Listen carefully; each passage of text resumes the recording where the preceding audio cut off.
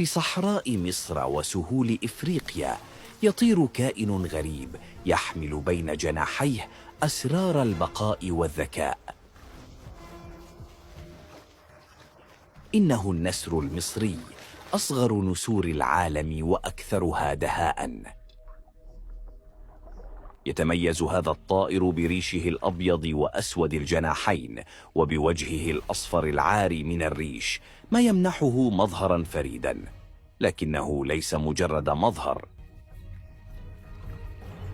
فالنسر المصري يعرف بقدرته على استخدام الأدوات، وهي سمة نادرة في عالم الطيور. هذا النسر يستعمل الحجارة لكسر بيض النعام العملاق.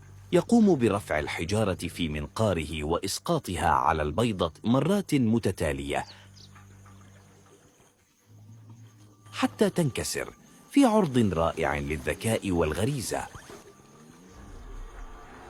رغم قوته وذكائه، يواجه النسر المصري اليوم خطر الانقراض بسبب التسمم والصيد وفقدان المواطن الطبيعية.